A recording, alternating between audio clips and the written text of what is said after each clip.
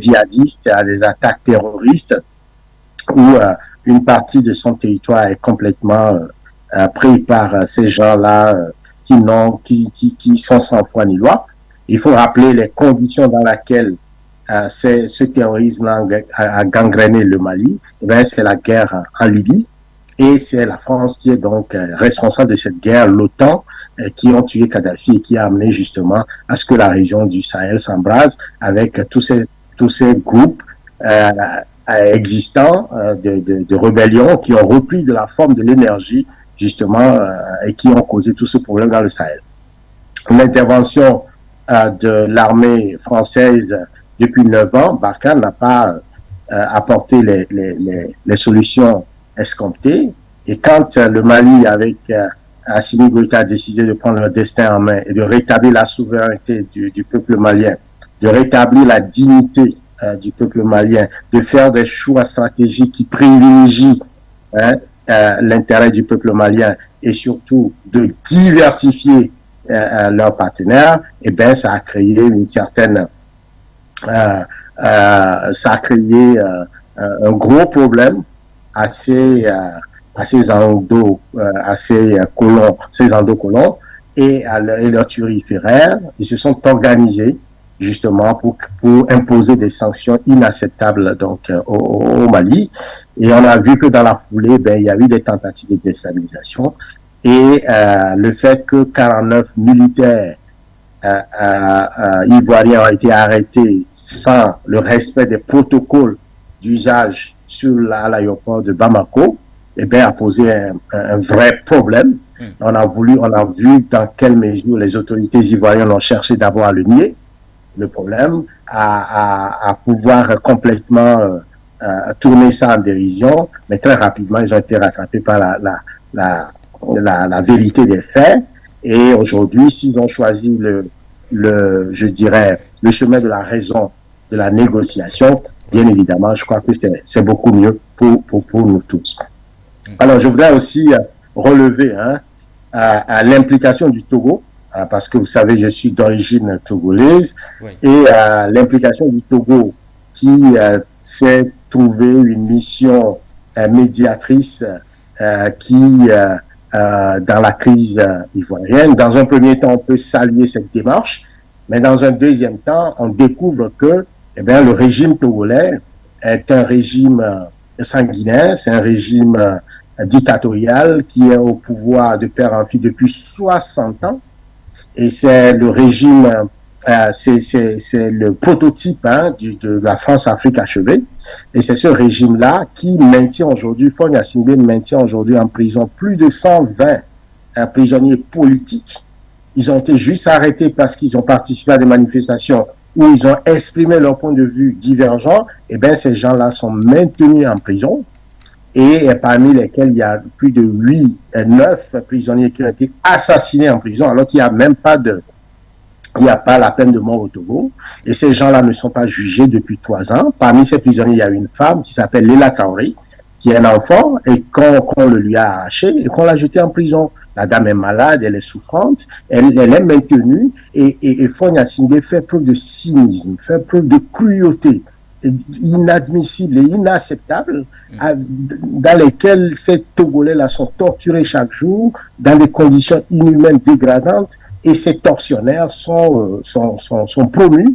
Et c'est dans ces conditions, à l'intérieur du Togo, cette situation catastrophique, que le Togo joue à la médiation, joue aux sapeurs-pompiers en dehors du Togo, et comme une vierge effarouchée, et qui va se démêler pour libérer 3 femmes prisonniers, mercenaires prisonniers au Mali. C'est pourquoi nous attirons l'attention du gouvernement malien sur cet état de choses, de dire également à Faure Gnassingbé, à son ministre son ministre des Affaires étrangères, Doucet, de faire la même chose au Togo, de pouvoir libérer les prisonniers politiques au Togo. Et nous comptons sur le colonel Assimi Goïta pour transmettre ce message à Faure Gnassingbé, à sa délégation, parce qu'à chaque fois qu'il se déplace au Mali, c'est le contribuable togolais qui paie ses déplacements, et c'est le contribuable togolais qui souffre, et on ne peut pas à la fois plaider pour libérer les 49 prisonniers ivoiriens et au même moment faire preuve de cruauté, de méchanceté, de torture, de violation systématique des droits de l'homme, d'assassinat de prisonniers, de ses propres opposants à l'intérieur du Togo. Donc pour nous, ce n'est pas acceptable. Et en tant que président, en tant que coordinateur de la diaspora togolaise que je suis, je ne peux pas l'accepter. Et je voudrais marteler là-dessus et dire que oui, nous sommes tout à fait d'accord qu'on puisse négocier la libération de ces prisonniers, mais en même temps, on ne peut pas jouer à la fois au yo-yo et prêcher quelque chose de son contraire. Voilà mon point de vue, en tout cas ma première observation sur cette situation absolument inacceptable pour nous Togolais.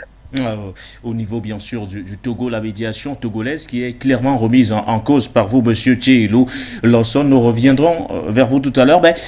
Selon le ministre malien d'ailleurs des Affaires étrangères, monsieur Abdoulaye Diop, il est clair que les parties maliennes et ivoiriennes ont donc convenu de signer un mémorandum d'accord pour promouvoir la paix et œuvrer au renforcement des relations d'amitié et bien sûr des relations bilatérales entre le Mali et la Côte d'Ivoire. À votre niveau, vous qui êtes malien, monsieur Jérémy Lakou, comment accueillez-vous aujourd'hui cette évolution dans le dossier, de l'affaire bien sûr des 46 soldats ivoiriens détenus du côté de Bamako?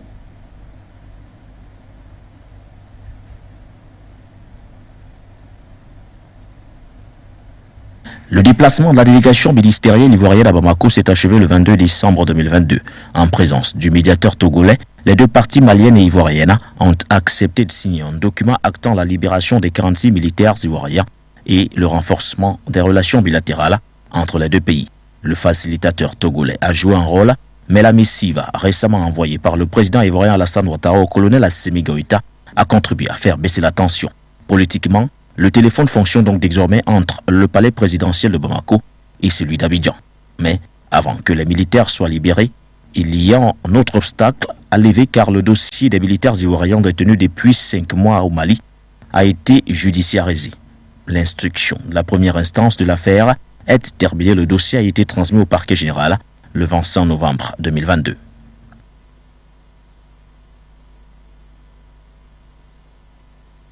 Je reviens vers vous, monsieur Jérémy Lakou. Je ne sais pas si vous nous recevez définitivement dans le cadre de cette émission.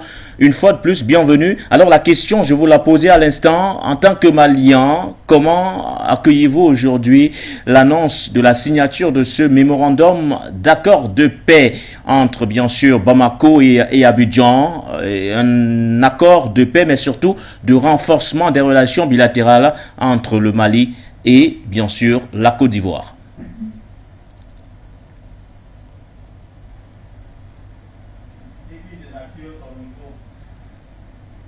Monsieur Jérémy Lakou, peut-être qu'il faudrait que vous activiez votre micro parce qu'on a du mal à vous entendre, à vous écouter en fait. J'espère que vous me recevez. Oui, nous vous recevons, monsieur Jérémy Lakou. Alors, vous pouvez répondre à la question que je viens de vous poser à l'instant. D'accord, donc, pour tout commencer, je vous remercie sincèrement, monsieur le journaliste, c'est-à-dire invité ce soir. Vous savez, le problème c'est que Ouattara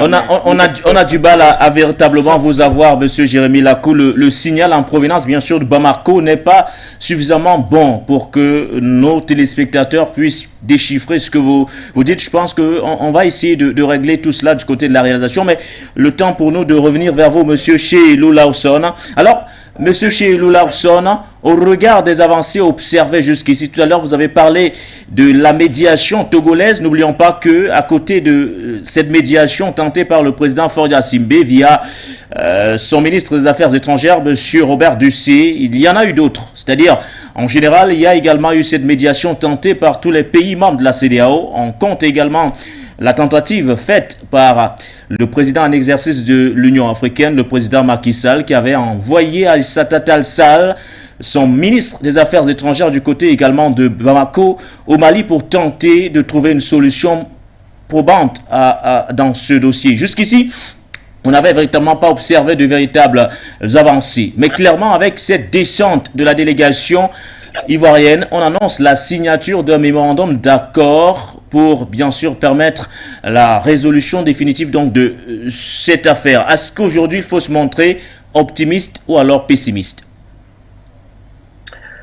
Ben, de toute évidence, je pense que du côté du Mali, dès au début de cette crise, Oui. le gouvernement malien, le colonel Assimi Goïta a fait preuve de sagesse, a fait preuve de, je dirais même de fraternité, de compréhension, et voulait régler le problème de façon, je dirais, négociée, sans escalade de violence. Vous voyez, parce que c'est quand même un acte d'agression, arrêter des militaires avec armes et munitions sur votre territoire, alors que on sait comment ce régime est menacé par toute forme de complot impérialiste depuis le retrait, en tout cas les velléités de retrait des puissances impérialistes sur le sol malien.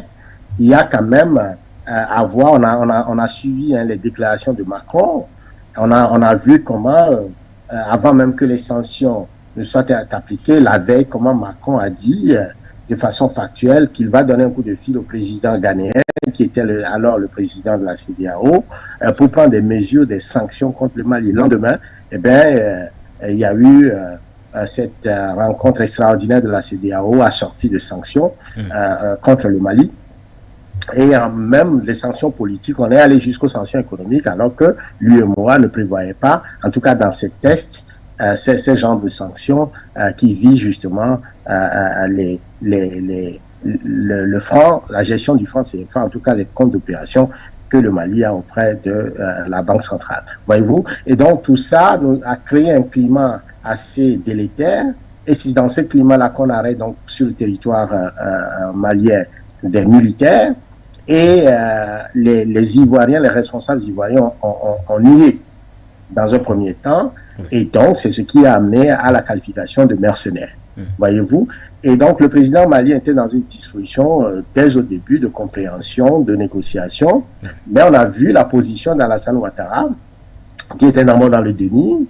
Ensuite, il est passé à la reconnaissance, mais de façon, je dirais, mensongère, pour dire c'est des militaires ivoiriens qui ont été arrêtés, et qui est allé jusqu'à l'ONU pour réclamer de façon, par la force, justement, à travers des menaces. On a vu le secrétaire général de l'ONU qui est même rentré en jeu, alors que l'ONU, dans un premier temps, a déclaré que non, on ne les reconnaissait pas en tant que contingent de l'ONU. Bref, toute cette histoire-là était assez surprenante de la façon dont les autorités, en tout cas la communauté internationale, cherchait à tirer son épingle du jeu, à sortir ses marottes du feu. Fin des courses, on a vu que tout ça s'est dégonflé, et le président Ouattara revient à la raison, comprend que il y a eu une grosse bévue, si c'en est une, il y a eu violation des traités internationaux, de liens entre deux États, et que la procédure n'avait pas été suivie. Alors s'il revient sur ses pas et qu'il reconnaît la faute et adopte une attitude conciliante au lieu d'agiter tous les noms d'oiseaux ou de toutes les menaces, bien évidemment que ça débloquerait la situation, puisque les frères maliens ne sont jamais dans une position, je dirais, conflictuelle, ne sont pas dans une position agressive, c'est plutôt eux qui sont agressés, en tout cas visiblement, par la preuve matérielle et probante dont ils disposent. Il ne faut pas aussi oublier que ces militaires ont parlé, ces mercenaires ivoiriens ont parlé, et d'autres, ils ont fait des aveux, et tout ça est à la disposition du parquet de la justice malienne. Alors si aujourd'hui le président, les Ivoiriens comprennent que ils ont été pris les mains dans le sac et qu'ils font amende honorable, bien évidemment que ça débloquerait rapidement les choses, et que les promesses soient faites pour non-agression, quel que soit le désaccord qu'on peut avoir en ce qui concerne la gouvernance des pays frères. Voilà le point, et surtout ne pas servir de strapotin aux Occidentaux, à la France, pour pouvoir, n'est-ce pas, déconstruire un gouvernement, fût-il même si c'est pas élu, on voit comment la France est montée en force pour parler de la junte, tous les éléments de langage assez condescendants vers le gouvernement, la transition malienne, cette rhétorique guerrière et tout ça. Et finalement, les autorités maliennes ont trouvé le ton, la mesure pour pouvoir leur répondre. Il suffit seulement de faire référence au discours du Premier ministre par intérim Maïga à la tribune des Nations Unies. C'était époustouflant. Voyez? Et donc tout ça a amené aujourd'hui chacun à comprendre qu'on a affaire avec des gens assez responsables, des gens convaincus, des patriotes maliens, un gouvernement sérieux qui sait de quoi il veut et qui défend les intérêts des Maliens, et au-delà des Maliens, de tous les Africains. Je pense qu'il y a des raisons d'espérer quand même que ce conflit se termine très très bien pour la libération de ces pauvres militaires qui ont été envoyés pour probablement une basse besogne qui reste quand même à clarifier au niveau de leur mission secrète au Mali. Ah oui, voilà. Merci à vous, puisque vous avez parlé bien sûr de pas mal de choses. Comment aujourd'hui pouvons-nous interpréter la nouvelle position de Bamako, à votre avis, M. Sheolou Larsson? Jusqu'ici, la partie malienne s'était montrée quand même, on va dire, solide et confiante dans le dossier, en position de force, refusant bien sûr de céder. Qu'est-ce qui peut bien expliquer aujourd'hui que Bamako se soit montré beaucoup plus réceptif par rapport à la partie ivoirienne, parce que jusqu'ici quand même on le sait, la position elle était inébranlable, surtout au moment où la CEDEAO s'était réunie le 4 décembre dernier du côté d'Abuja. Face à toutes ces injonctions, Bamako avait refusé de céder. Qu'est-ce qui peut aujourd'hui justifier le fait que Bamako se montre réceptif et se dise que voilà, on va enfin négocier avec bien sûr la Côte d'Ivoire? Il est clair que si on suit ce dossier, tout observateur viendrait donc à la conclusion que le Mali est resté quand même égal à lui-même tout au long de cette crise. Donc il est resté, comme vous l'avez dit, assez droit dans ses bottes face aux injonctions d'abord de la Côte d'Ivoire, ensuite de la CEDEAO, de la France et même de toute la communauté internationale, parce qu'il a des éléments, il y a des arguments, des faits, des preuves qui justifiaient sa position. Comme je vous l'ai dit tout à l'heure, c'est pas normal qu'on puisse arrêter sur son territoire un contingent, un commando avec des armes. C'est une agression, c'est une tentative de déstabilisation. Et ça, tout État voit sa souveraineté violée et la vie de ses dirigeants mise en danger. Voyez-vous, donc c'est assez grave comme délit. Et de ce point de vue, je pense que les Maliens ont été tout à fait cohérents avec eux-mêmes. Maintenant, ils ont demandé des explications. Ils ont demandé des explications. Ces explications ne sont pas venues, en tout cas avec des contresens. D'abord c'est un déni, puis après une sorte de reconnaissance mais qui amène des justifications à dormir debout. Et tout ça, on a cherché de brouiller les pistes, on a dit quelque chose de son contraire, on a fabriqué d'autres choses. Bref, la réponse n'était pas claire. Il fallait reconnaître la faute, en tout cas la bévue, si ça n'est une. Il fallait reconnaître qu'on s'est engagé dans une mauvaise direction et rassurer les autorités maliennes, non seulement de ce trait de la non-agression, ou de ne rien faire justement pour contribuer à la déstabilisation du Mali, ou en tout cas être les turiféraires de cette destruction actionnée depuis les officines occidentales. Voilà. Donc si la Côte d'Ivoire s'engage dans cette démarche-là, ça débloquerait la situation, puisque le Mali non seulement protège les intérêts des Maliens, mais aussi le Mali est un pays panafricain. Vous voyez, et le panafricanisme, c'est au-delà des frontières du Mali, c'est l'ensemble des peuples africains. Et donc, comme je l'ai dit tout à l'heure, les Ivoiriens sont des frères, les Ivoiriens et les Maliens sont des frères, les Sénégalais, en tout cas toute l'Afrique, c'est des frères maliens. Donc, je ne pense pas que eux, ils s'inscrivent dans une dynamique agressive, dans une dynamique guerrière. Non, ils veulent rassembler toute l'Afrique. Ils l'ont fait de par le passé. L'histoire nous montre quand même que les premiers regroupements de l'Afrique sous Modibo Keïta, regroupaient justement la Côte d'Ivoire, le Sénégal, le Burkina, le Soudan. Vous voyez? Et donc, c'est un pays panafricain. Aujourd'hui, on retrouve tous ces réflexes-là. Je pense que le Mali si la Côte d'Ivoire ça faciliterait un accord rapide pour la libération que nous appelons de tous nos voeux de ces militaires ivoiriens. Monsieur Chirlou Lorsonde, nous allons revenir vers vous. L'occasion peut-être de prendre ce premier téléspectateur qui voudrait également réagir sur la thématique. Il s'agit de Jean Sarponou, si je ne me trompe pas, selon bien sûr les indications de la réalisation. Alors bonsoir à vous, monsieur Jacques Sarponou, bienvenue. Bonjour, monsieur Nguéné. Bonjour à votre invité, Tchérélou, et bonjour aussi à l'autre qui n'est pas toujours en ligne, Jérémy. Bonjour, technicien. Merci beaucoup pour le développement que Tchérélou fait. Et merci. J'aimerais quand même rappeler quelque chose. Nous connaissons qui est Ouattara, quel genre il est, c'est pourquoi il est choisi par les Occidentaux pour jouer ce jeu qu'il joue jusqu'à aujourd'hui. C'est un menteur. Alors, les Maliens le savent très bien. Et ils sont aux aguets. Ils sont bien informés. Quel que soit ce que la France fait faire à nos dirigeants africains, nous resterons toujours vigilants. Parce que c'est le jeu que jouait la France depuis longtemps, qu'elle continue de jouer toujours, mais qui ne serait pas resté sans payer. Et diviser les Africains, les monter les uns contre les autres pour s'entretuer. Alors, tiens, je reviens sur votre première remarque concernant le médiateur choisi au Togo. Vous voyez, c'est comme tiens, tu connais très bien, parce que tu avais lutté contre l'injustice du papa de Faure, et tu sais que Faure lui-même qui est là n'est pas un président de lui-même, et tu connais que le Togo est toujours dirigé par la France.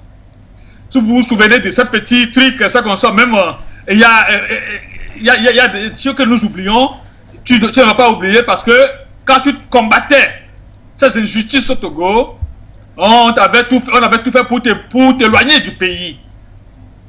Et on a mis le biberon dans ta bouche et puis c'est fini, bon, pour te faire taire. Mais aujourd'hui, nous t'écoutons, nous devons dire la vérité aux peuples africains et aux Togolais surtout, que c'est la France qui dirige le Togo et elle ne va jamais manquer de trouver quelqu'un qui peut jouer son jeu.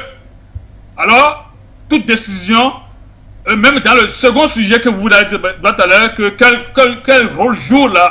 quel rôle a joué Lomé dans le colis qui est largué en Centrafrique, à M. Dimitri, vous allez voir encore que c'est toujours la France qui utilise les Togolais pour créer la division entre les Africains. N'oublions pas cela, soyons vigilants dans nos analyses. Parce que l'accusateur, le menteur, le manipulateur, c'est la France. Si nous oublions, nous allons nous entretuer. C'est ce qui s'est passé au Togo. On s'est entretué parce que c'est Faure Yadema qui est le directeur ou bien qui est le maître du jeu. Non. Regardez ce qui se passe aujourd'hui. Tu as parlé des prisonniers. Mais faut être Togolais, entre nous-mêmes Togolais, entre nous-mêmes Africains, nous saurons comment gérer ça. Mais comme c'est la France qui est dans le jeu depuis longtemps, elle ne peut que nous manipuler. Nous devons nous rappeler de ça et pointer du doigt, dénoncer la France chaque fois et encourager nos frères à prendre des résolutions pour détourner leur attention contre les mensonges de la France. Parce que c'est comme ça que la France fait et continue de faire. C'est mauvais quand même, le jeu que ce pays-là fait en Afrique. Créer les divisions entre les Africains, décimer complètement toute une population, où nous devons le voir. Oui, c'est vrai, il a accepté de jouer le jeu contre sa volonté ou bien avec sa volonté, parce qu'il y a une méchanceté qui agit toujours dans l'homme que le malin peut utiliser. Alors, Thierry Lou, c'est une injustice de la France sur le pays Et nous devons effectivement le faire comprendre à nos frères qui sont manipulés, qui sont devenus comme des cobayes, pour qu'ils se ressaisissent. Ils peuvent le faire. Vous voyez aujourd'hui le Mali. Voilà, ils peuvent le faire aussi au Togo. Donc, c'est ce que je peux apporter à votre émission. Du courage. N'oublions pas l'ennemi, c'est la France, mais elle ne restera pas être impayée. La France sera payée de son travail qu'elle a fait.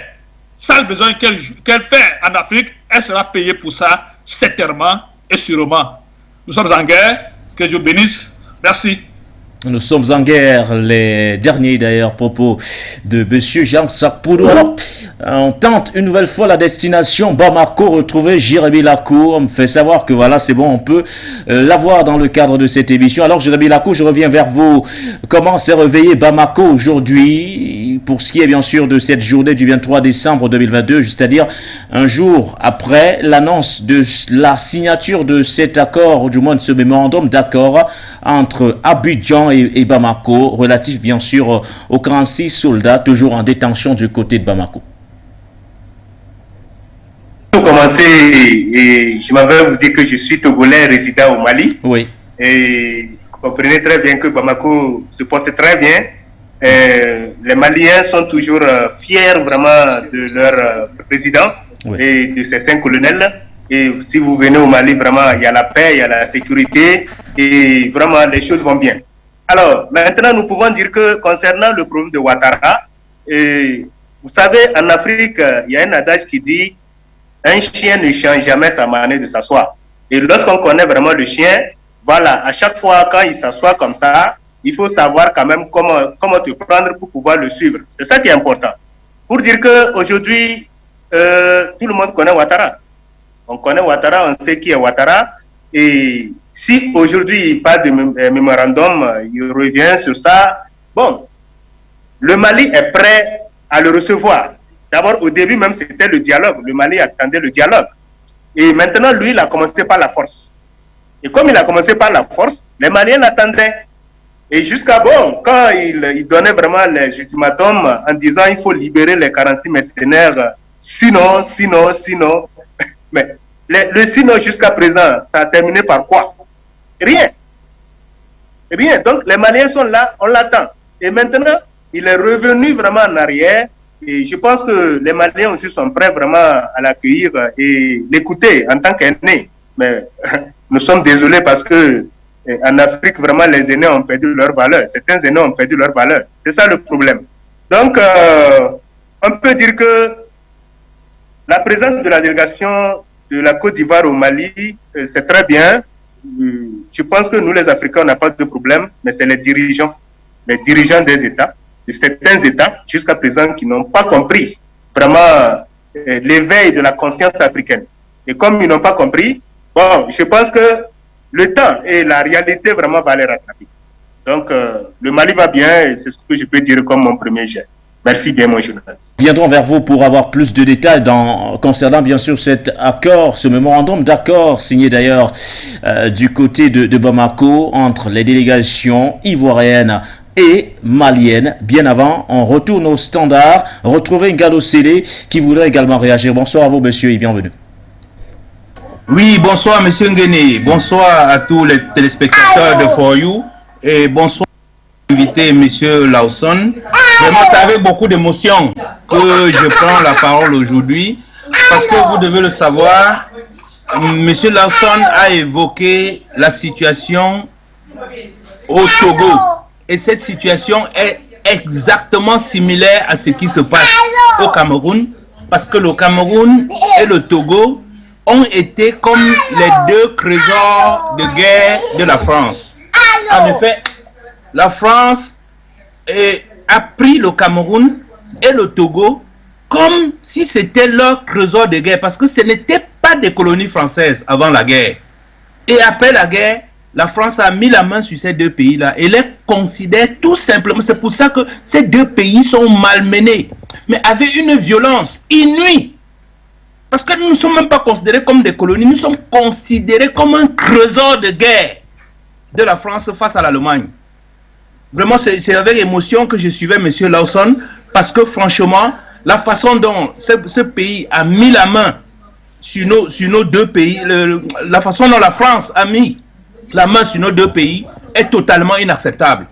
Et dit que le Cameroun est ce qu'on appelle la République. Je veux dire, c'est au Cameroun que le général Leclerc est venu chercher les soldats qui devaient aller défendre la France libre. Donc la vraie capitale de la France libre, c'est le Cameroun, c'est Douala au Cameroun. Mais comme la France savait que nous n'étions pas une colonie française, elle a préféré dire que c'était Brazzaville, puisque Brazzaville faisait partie de l'Empire. Donc à partir de là, ce pays nous a récompensé pour l'avoir libéré par cette France-Afrique qu'elle a installée, cet esclavage qu'elle fait régner sur nous depuis plus de 60 ans, comme le rappelait M. Lawson. Donc je vous dis aujourd'hui, je le dis avec beaucoup de colère et de sévérité, parce qu'un général vient de débarquer à nouveau au Cameroun, le général Marchand, tout comme le général Leclerc à son temps, avec la même intention. Cette fois-ci, ce général veut réutiliser le Cameroun pour en faire, pour défendre la France-Afrique. Ça, nous n'allons pas l'accepter. Ce qui se passe au Mali, comme le disait Jean Sapono, ce ne sont que ce qu'on appelle les conséquences de ce non-sens de la France.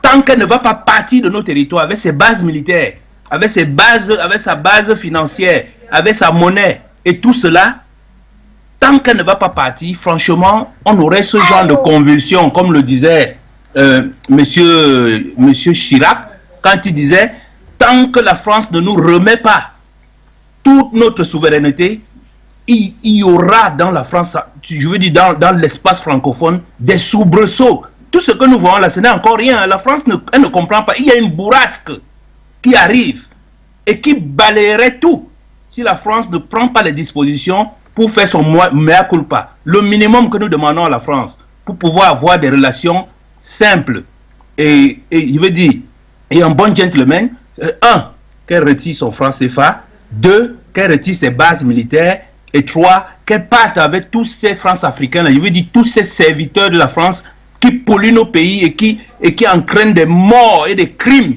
Monsieur Lawson le rappelait. Mais pourquoi après 60 ans, Monsieur Biya et Monsieur, comment on l'appelle, Eyadema, pourquoi ils doivent mettre des Togolais et des Camerounais en prison? Juste pour quelqu'un qui a juste exprimé sa pensée. Donc ce n'est pas acceptable. J'ai vraiment pris la parole ce soir parce que j'ai eu beaucoup d'émotions en entendant parler Monsieur Lawson, ce Togolais, qui me rappelle que le Togo et le Cameroun sont les creuseurs de guerre de la France. Et nous n'avons jamais été une colonie. Le Togo et le Cameroun n'ont jamais été une colonie française. Voilà ce que je souhaitais dire, M. Nguéné. Merci de m'avoir écouté. Merci à vous, Gallo Sédi. On prend Zerfel avant de retrouver chez l'autre de l'autre côté. Bonsoir à vous, M. Zerfel. Bienvenue. Bonsoir, Nguéné. Bonsoir, les techniciens. Bonsoir à tous ceux qui sont invités sur ce plateau.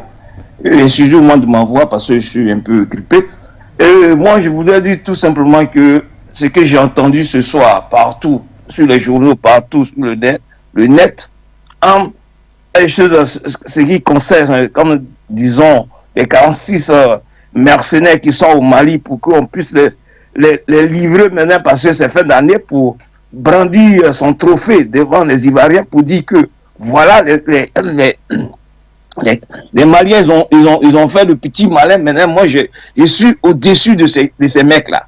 Mais moi, je vais dire aux Maliens, vous connaissez bien sûr que ce Burkinabé qui est en Côte d'Ivoire présentement, c'est un grand menteur.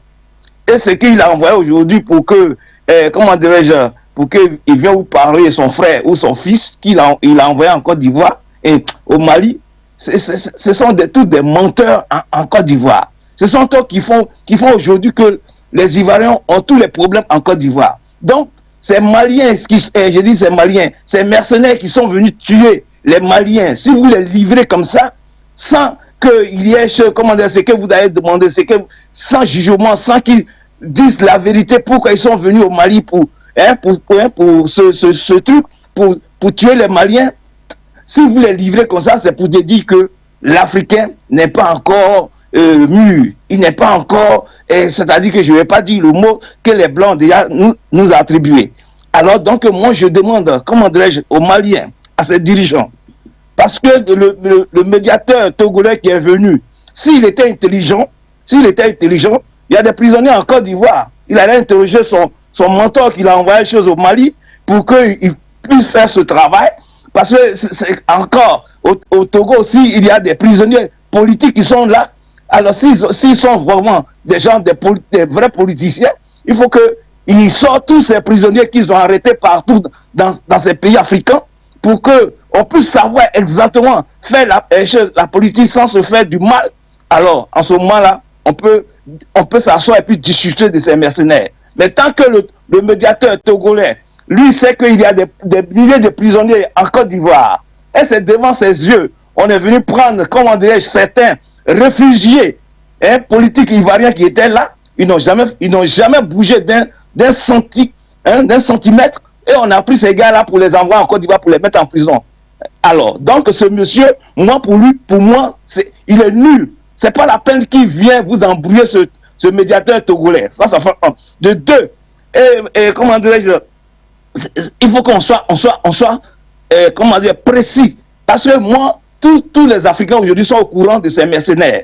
Ils ne vont pas venir à huis clos là, discuter avec vous, et puis le lendemain, vous allez laisser ces gars-là. Alors, si vous faites ça dans la sous-région, c'est que vraiment, on ne peut pas compter sur vous. Parce que là, il faut que les deux, c'est-à-dire que les deux sont pipés, on va vous dire ce que nous les Africains, c'est que nous les autres pays qui sont là comme les panafricains et les panafricanistes, on va vous dire la vérité.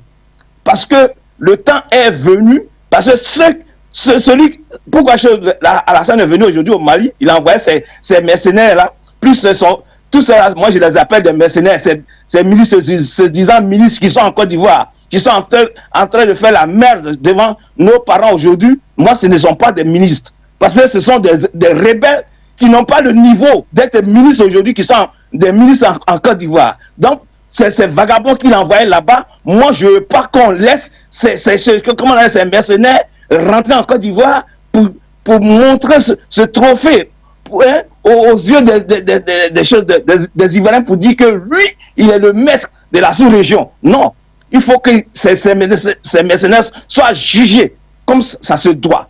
Qu'ils soient jugés, on nous montre ces gars, c'est à cause des choses de ces mercenaires-là aujourd'hui, la bonne femme chez Picheri est en prison.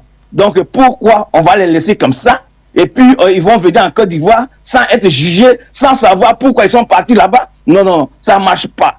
Donc moi je dis aux Maliens, s'ils s'amusent à laisser ces gens-là pour rentrer en Côte d'Ivoire, ils vont voir sur leur chemin, tous les Africains vont se dresser contre eux, contre le Mali. Ça c'est clair et net. Quels que soient vos bras que vous avez reçus. Merci à vous, Zerfel. On ne sera pas, on sera pas, comment dire, on va pas vous caresser dans les centres de poids. Ça c'est il faut. Non, parce que ça me fait mal au cœur. Merci Zerfel, merci. Chose au Mali pour dire qu'ils vont libérer ces gars-là. Non, ça marche pas comme ça. Bon, merci. Merci à vous, merci pour votre contribution, Zerfel. Il faudrait qu'on retourne en direction, bien sûr, de nos différents panélistes avec M. Cheoulou. Alors, on a suivi, bien sûr, les intervenants, ou du moins les téléspectateurs qui viennent de réagir. Chacun d'eux réclame justice. Justice, et justement, ça tombe bien, puisqu'on est là pour édifier ces nombreux téléspectateurs qui nous appellent, ou du moins ceux qui nous suivent à l'instant. Alors, ce qui bloque actuellement, ça serait le fait que le dossier a donc officiellement été remis entre les mains de la justice malienne. Et du coup, il y a deux possibilités qui s'offrent clairement aujourd'hui. Il y a soit l'abandon des poursuites ou encore le jugement des militaires pour atteinte à la sûreté. Alors, à votre niveau, M. Cheoulou Lawson, quelle pourrait être aujourd'hui la bonne option dans ce dossier? Est-ce qu'il faudrait aujourd'hui abandonner les charges contre, bien sûr, ces militaires que beaucoup qualifient de mercenaires, ou alors il faudrait clairement les juger?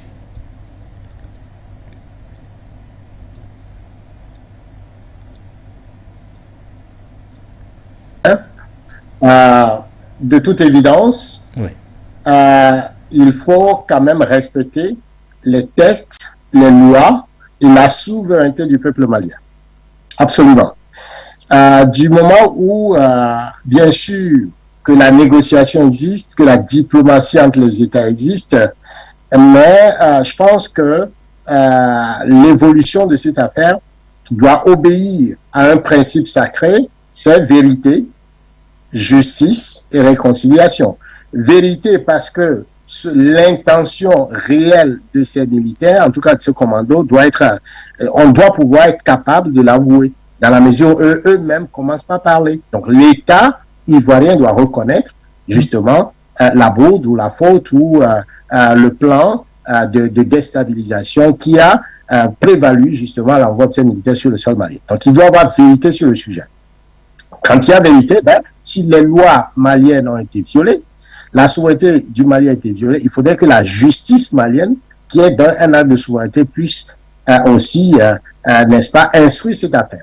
Et après, il appartient au président malien, au colonel Assimi Goïta, en tant que premier magistrat du pays, de faire usage de son droit, n'est-ce pas, d'amnistie ou de pouvoir, d'une certaine manière, après condamnation, prendre des décisions qui s'imposent pour favoriser les relations entre pays frères. Donc, bien évidemment, on ne peut pas court-circuiter le droit malien, la souveraineté malienne et le banaliser pour pouvoir imposer un compromis entre États voyous qui font fi de toute loi. Quand il s'agit justement des Occidentaux, ils appliquent la loi, mais quand il s'agit des Africains, on veut banaliser ces lois, on ne veut pas tenir compte.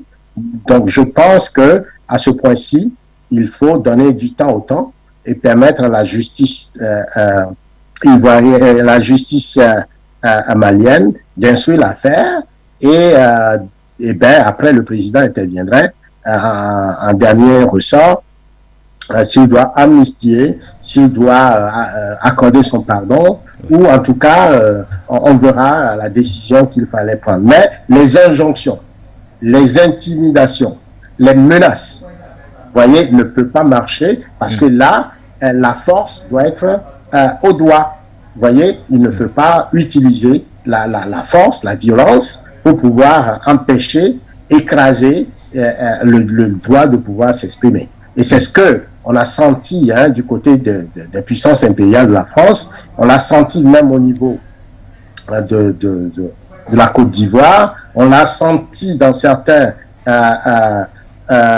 milieux de la communauté internationale, notamment le secrétaire général de l'ONU qui s'en est embellé. On a vu que à chaque fois que quand la souveraineté des pays africains est en jeu, on a vu dans le cas de la Côte d'Ivoire lui-même, quand Gbagbo était au pouvoir, comment il y a eu ce complot international contre le Gbagbo, et la communauté internationale est allée jusqu'à tirer sur un palais présidentiel pour une première fois dans l'histoire du monde à cause des questions d'élection qui peuvent être réglés de façon pacifique.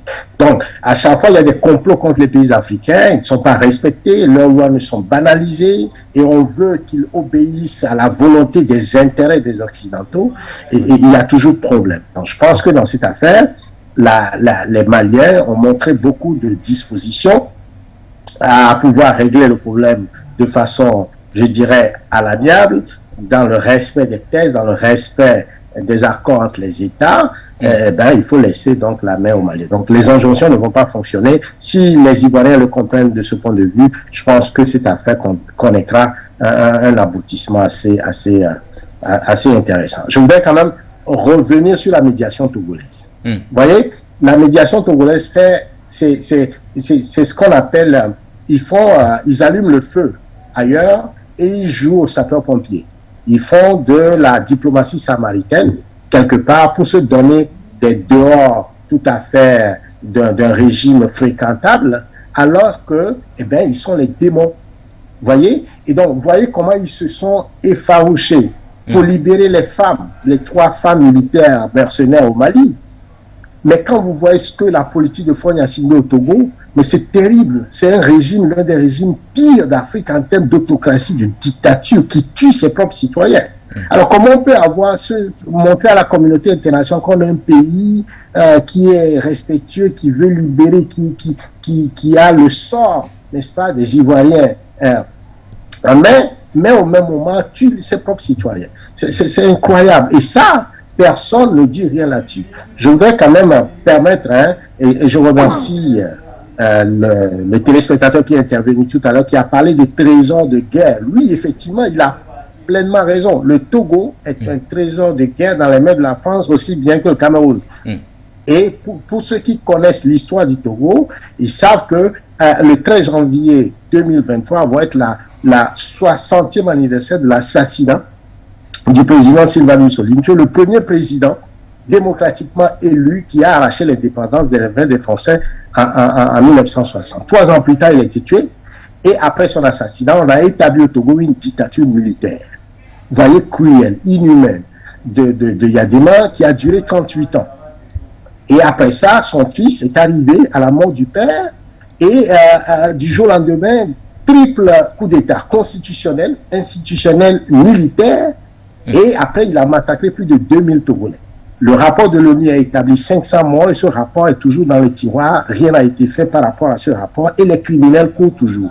Et ça fait 17 ans qu'il est au pouvoir, qu'il vole les élections, qu'il tue les Togolais et il maintient son propre frère en prison, qui a été ministre de la Défense, Kwacha Nyasimbe, depuis plus de 12 ans où son propre frère est en prison et rien n'ici.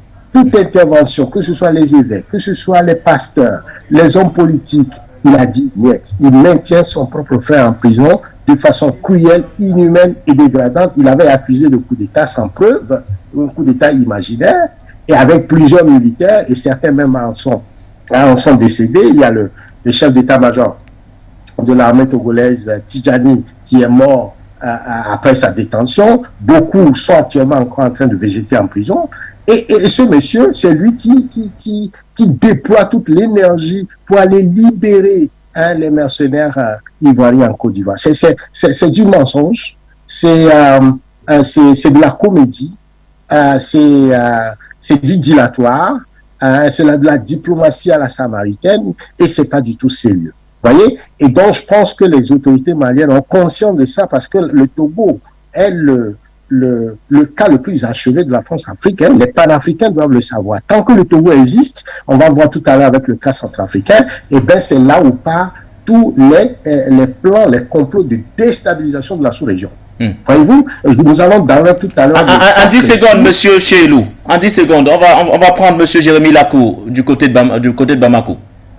Ok, donc c'est du Togo pas tous les cas de déstabilisation de la sous-région. Nous citerons le cas du Burkina Faso avec l'assassinat de Sankara. Nous citerons tous les rébellions dans la sous-région, que ce soit au Libéria, que ce soit en Sierra Leone et partout en Afrique. Même en Côte d'Ivoire avec la déstabilisation de Gbagbo, le contingent togolais était parmi ceux qui ont tiré sur le palais présidentiel. Voyez-vous, et c'est ce Togo aujourd'hui qu'on présente comme étant le médiateur qui veut libérer les Ivoiriens. Donc les patriotes maliens doivent prendre conscience de cette réalité et être très vigilants par rapport à cette dynamique-là, à cette médiation togolaise qui est derrière, il y a la France qui manipule. Et en tout cas, nous ne pouvons pas le dire assez, il faudrait qu'on libère aussi les 120 prisonniers togolais qui sont en prison, qui végètent et qui meurent de traitements inhumains, cruels et dégradants. Merci à vous, monsieur Cheilou Laosson. Alors, je reviens vers vous, monsieur Jérémy Lakou, vous qui êtes sur le terrain.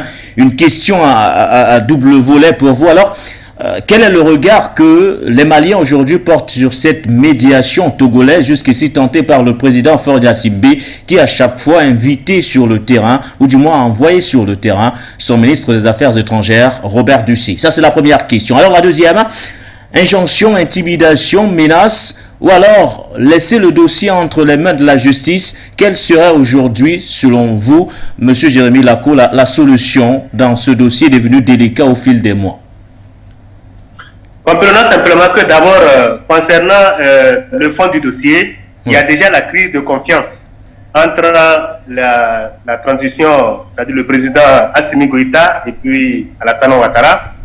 Nous savons très bien qu'il n'y a plus de confiance. Mais ce qui se passe actuellement, la transition du Mali veut simplement faire comprendre que la CEDEAO des diplomates doit échouer. Et si c'est qu'ils ont choisi même le président togolais pour être médiateur, c'est parce qu'ils connaissent très bien le président togolais, ils connaissent très bien Ouattara. C'est pour permettre vraiment à cette CEDEAO des diplomates de pourrir et de disparaître. Donc, aujourd'hui, on ne peut plus dire que la CEDEAO des diplomates est en train de monter en puissance. Au contraire, ils sont en train de montrer leur faiblesse. Parce que Bon, pour répondre directement à la deuxième question, nous savons très bien que les intimidations n'ont pas marché. Ça n'a pas marché parce que depuis quand Ouattara a commencé par donner vraiment des ultimatums en disant voilà, il faut que vraiment la transition malienne libère les prisonniers. Voilà. Et il n'a pas accepté que c'était des mercenaires. Voilà. Donc, il croyait que son ancien système avec Macron devait marcher. Puisque tout le monde connaît Ouattara, que c'est d'abord le boy de Macron. Il ne peut pas prendre une décision. Ouattara ne peut pas prendre une décision jusqu'à présent sans consulter Emmanuel Macron.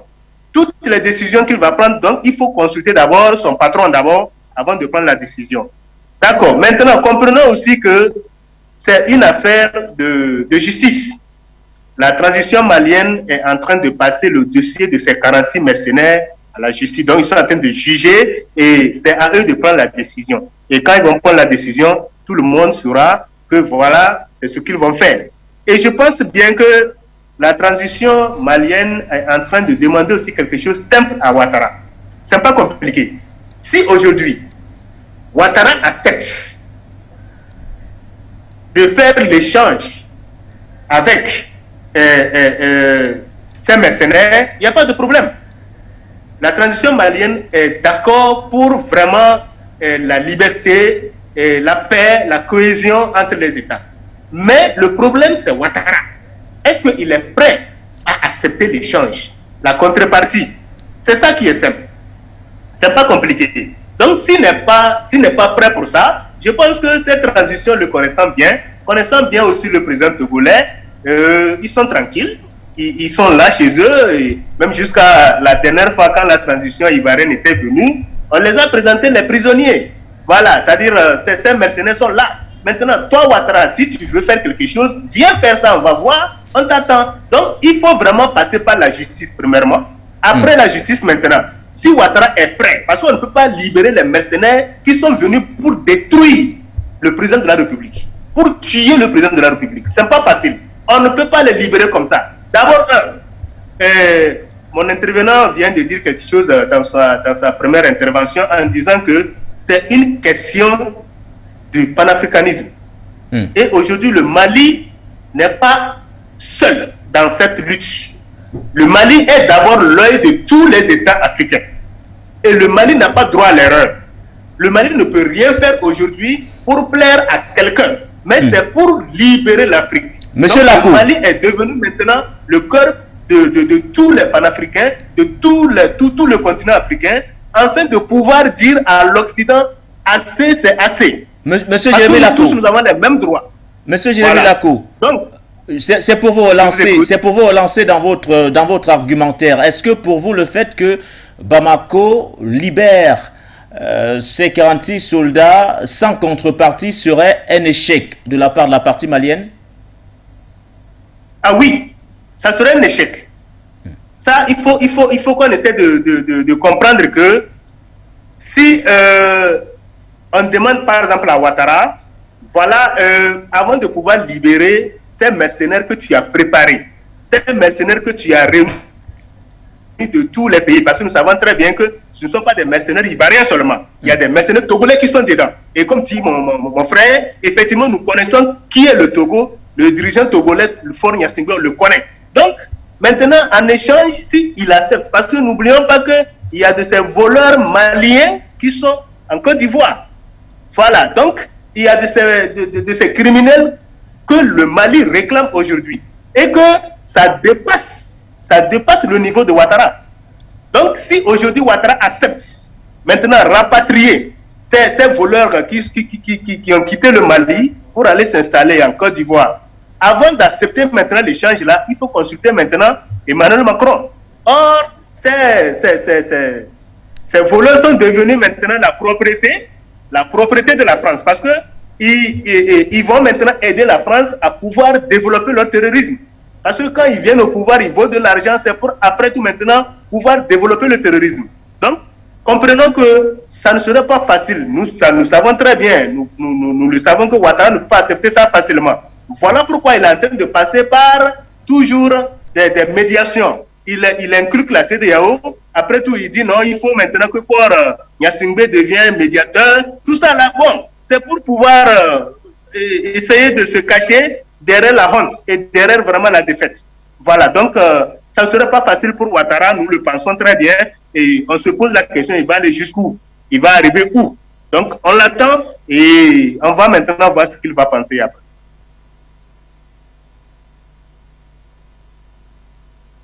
De dire un dernier mot parce qu'on se dirige vers la fin de cette émission. Nous n'aurons malheureusement pas le temps de revenir sur la République centrafricaine, mais c'est un sujet que nous aborderons demain dans le cadre de l'édition L'Internationale. Bien avant, messieurs, de vous permettre de dire un dernier mot sur dans ce dossier, ou du moins sur l'affaire des 46 soldats toujours en détention de côté de Bamako.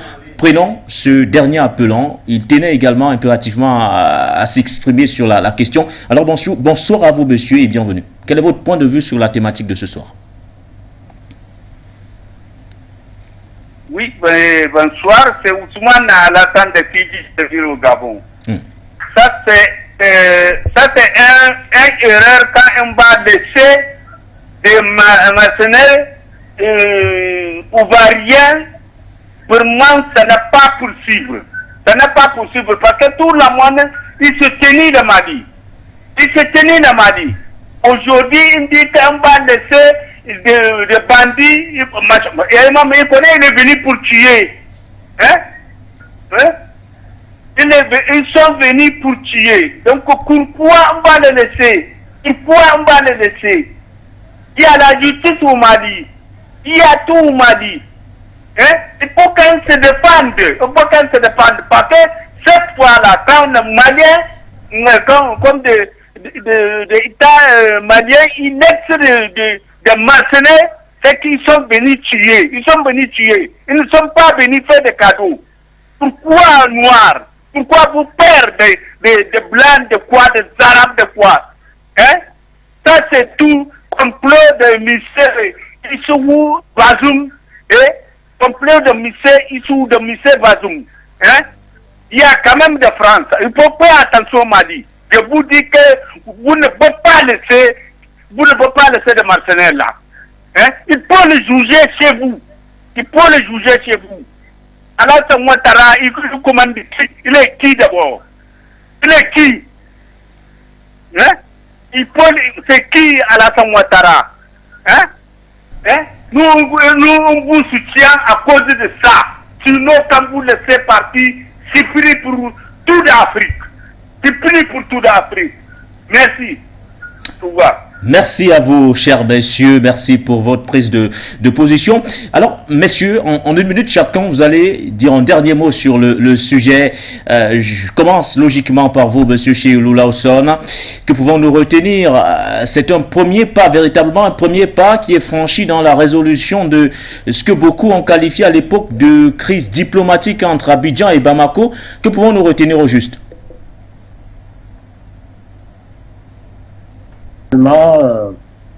À toute à proportion gardée, que nous devons être vigilants.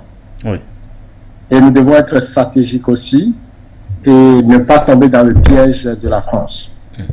Je voudrais quand même attirer l'attention des téléspectateurs sur un événement qui est passé inattendu et qui a été maquillé, mais en réalité, c'est un plan de guerre. En quelques secondes, monsieur Cheilou. Oui, le Tonnerre, qui est un bateau de guerre français, a amarré en Côte d'Ivoire et dont on a dit que c'est pour des opérations militaires. En réalité, c'est un plan de guerre et la France cherche à monter un certain nombre de pays africains pour aller en guerre contre le Mali. Et donc, nous devons le savoir. Il y a le président actuel de la CEDEAO qui a parlé de mettre en place un contingent contre les coups d'État et contre le terrorisme. En réalité, c'est une manœuvre de déstabilisation des pays qu'on met en épingle, comme le Mali, comme le Burkina, comme la Guinée. Et donc, alors pour ne pas rentrer dans cette plan de guerre de déstabilisation de pays africains et s'entretuer entre Africains, nous devons privilégier toujours des stratégies qui puissent permettre l'apaisement. Et donc, je voudrais demander aux autorités maliennes de considérer cette stratégie pour ne pas tomber dans ce plan de guerre qui est en fait pour détruire le Mali. pour la transition malienne. Merci à vous. Donc, Ouattara est mis en épingle pour ça, et c'est justement pourquoi on avance d'abord la négociation, mais après, derrière, il y a un plan qui est en train de se fomenter. Il faudrait être vigilant. Je terminerai pour dire que il faut être vigilant sur la médiation togolaise. Sans dehors de Samaritaine, ne doit tromper personne. Faure Gnassingbé doit libérer ses propres prisonniers. Plus de 120 prisonniers dans ses prisons, parmi lesquels son propre frère. La charité bien ordonnée commence par soi. Il faut qu'il libère les prisonniers, et que là où la CEDEAO parle de 2 mandats, il faut rappeler que Faure Gnassingbé est en train de préparer son 5e mandat en 2025, et ça aussi, c'est un contresens en Afrique. Et après 60 ans de pouvoir, il est temps que la France comprenne que les pays africains ne vont plus continuer à vivre sous l'esclavage et sous la paupérisation et l'impérialisme. Il faudrait que les choses changent, et c'est ça le message de la diaspora togolaise dont je suis le coordinateur. Merci à vous, monsieur Ilou Lawson, et surtout bonne fin de soirée à votre niveau. Alors, monsieur Jérémy Lakou, votre dernier mot du côté de Bamako, que veut réellement le peuple? En 1 minute.